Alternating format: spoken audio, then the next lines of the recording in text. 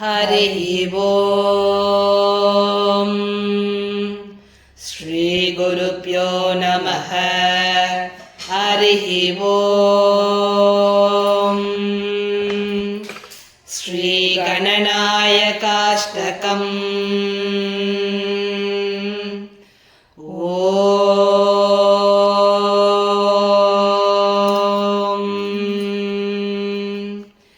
एकदन्तं महाकायं तप्तकाञ्चनसन्निभं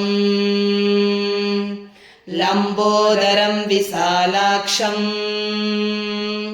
वन्देऽहं गणनायकम्। मौञ्जीकृष्णाजिनतरं नागयज्ञोपवीदिनम् बालेन्दुविलसन्मौलीं वन्देऽहं गणनायकम्। अम्बिकाहृदयानन्दं मातृभिः परिपालितं भक्तप्रियमदोन्मत्तं वन्देऽहं गणनायकम्। चित्ररत्नविचित्राङ्गं चित्रमालाविभूषितं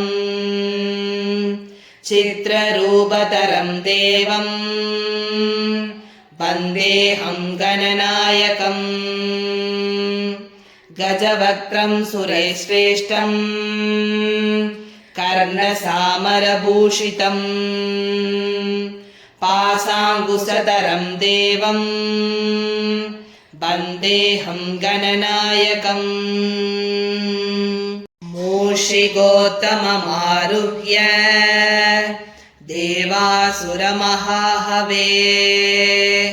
योद्धुं कामं महावीर्यं वन्देऽहं गणनायकम्।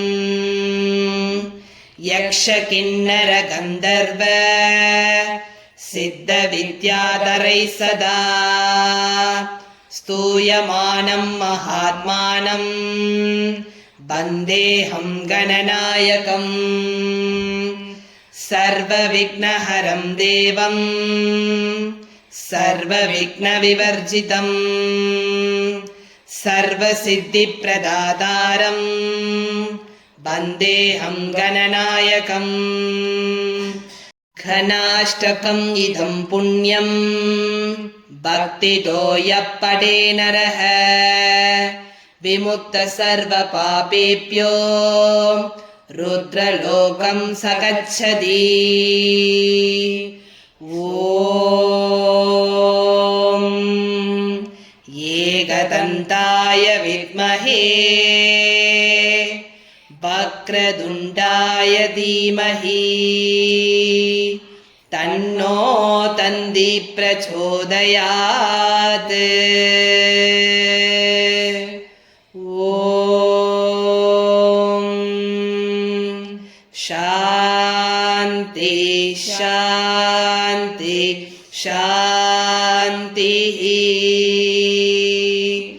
हरिः ओम्। श्रीगुरुभ्यो नमः। हरिः ओम्।